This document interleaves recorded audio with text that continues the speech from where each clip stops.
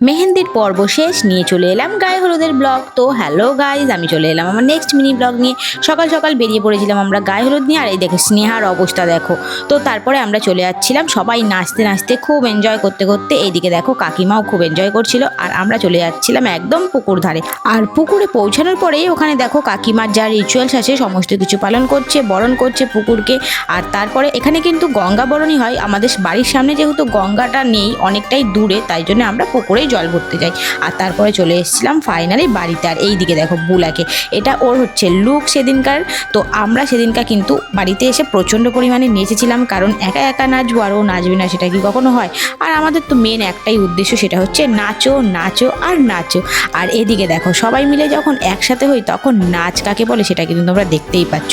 তো এই জিনিসগুলো কিন্তু ফ্রেমবন্দি করা খুবই জরুরি, কারণ পরে এই জিনিসগুলো দেখলেই কিন্তু মন ভালো হয়ে যাবে। আর এটা ছিল কিন্তু বুলার বৃদ্ধির লুক। তারপরে হয়েছিল গায়ে হলুদ, কিন্তু গায়ে হলুদ হওয়ার সময় একটা হয়ে গেছিলো বিপদ। সেটা হচ্ছে আমার ফোনে মাত্র 1% চার্জ ছিল। এখানেই ভিডিও করতে করতে সমস্ত চার্জ শেষ হয়ে গেছিলো, ওই জন্য গায়ে হলুদের একটা ক্লিপও আমি এখানে অ্যাড করতে পারিনি। সেটা আমার খুবই খারাপ লেগেছিল, কিন্তু কিছু করার নেই, যেটা তো মেনে নিতেই হবে, তাই না? তো তারপরে এখান থেকে সোজা চলে গেছিলাম রাতের বিয়েতে। আর সব থেকে বড় কথা হচ্ছে রাতের বিয়ে বাড়িরও আমি ব্লগ দিতে পারবো না, কারণ সেটাও করা হয়নি। তো আজকের মিনি ব্লগটা এইটুকুনি, চলো টাটা।